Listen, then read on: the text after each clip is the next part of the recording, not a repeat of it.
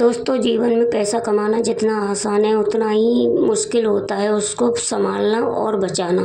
आज के टाइम में पैसा तो हर इंसान कमा रहा है, लेकिन बचा पाना बहुत ही ज़्यादा मुश्किल हो रहा है, क्योंकि महंगाई, आप लोग देख रहे हैं कि महंगाई इतनी ज़्यादा हो गई है कि पैसा बचाना बहुत ज़्यादा मुश्किल हो रहा है। आज के टाइम में पैसा वही बचा रहा है जो स्मार्ट तरीके से उसका यूज कर पा रहा है। तो फ्रेंड, वही ज़्यादा तो नहीं, लेकिन कुछ स्मार्ट तरीकों को मैंने अपने जीवन में अप्लाई किया है। और सच मानिए दोस्तों, जब से मैंने उन स्मार्ट तरीकों को अपना लिया है ना, तब से मेरी ज़िंदगी बेहतर होती जा रही है। मतलब पहले मुझे पता ही नहीं चलता था कि मतलब सैलरी आती है और कहाँ चली जाती है, मुझे यही नहीं पता चलता था। मैं महीने के लास्ट में यही सोचती रह जाती थी, सारी सैलरी कहाँ चली गई। पहले मैं जो मेरे मन में आता था वही मैं खरीद लेती थी, और जो मतलब मुझे खाने पीने का या जो भी मेरे शौक थे मैं सब पूरे करती थी।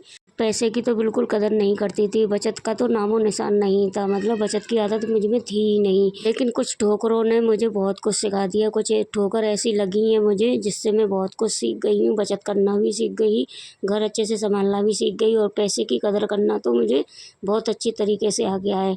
वो कहते हैं ना फ्रेंड कि जब आप पैसे की कदर करोगे तो पैसा आपकी कदर करेगा।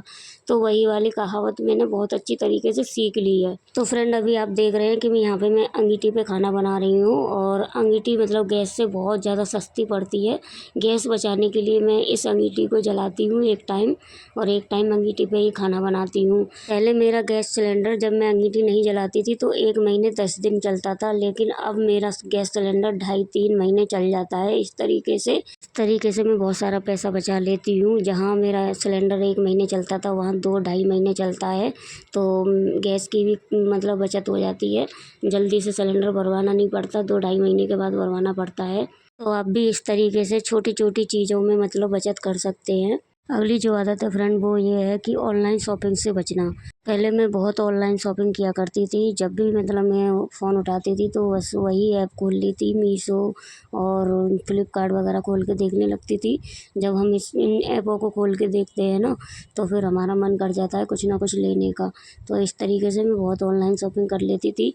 जिस चीज़ की ज़रूरत नहीं होती थी उसे भी खरीद लेती थी। इस तरीके से मेरे बहुत सारे पैसे वेस्ट हो जाते थे। लेकिन अब मैंने सारे अपने फ़ोन में से जो भी ऑनलाइन शॉपिंग ऐप होते हैं ना, मीशो, फ्लिपकार्ट, सब मैंने हटा दिए हैं, डिलीट कर दिए हैं।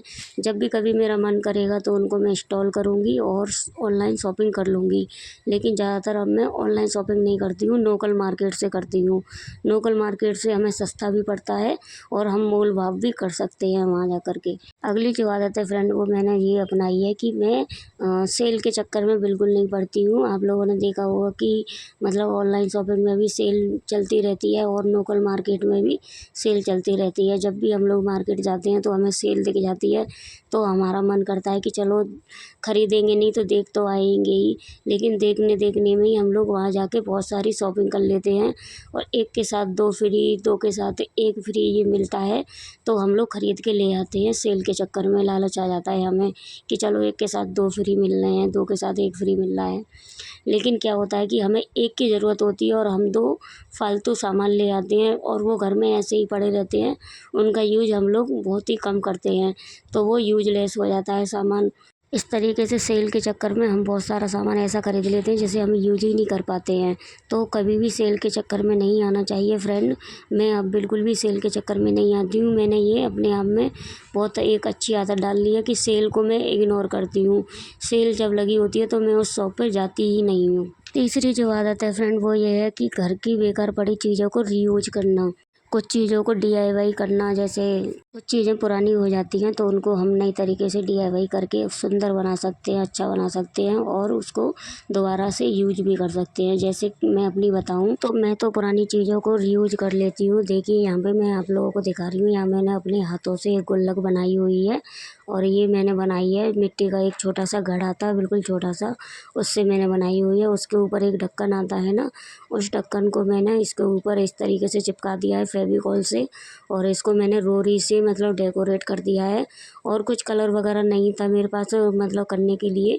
ये सब वाइट जो है ये बॉल पुट्टी है, मतलब पुट्टी मैंने इस पे लगा दी है फेविकॉल मिला करके, और इसमें मैं पैसे डालना स्टार्ट कर दिया है। इस तरीके से मैंने बहुत सारी गुल्लक बनाई हैं, बच्चों के लिए भी अपने लिए भी। तो इस तरीके से मैं चीज़ों को रीयूज कर लेती हूँ।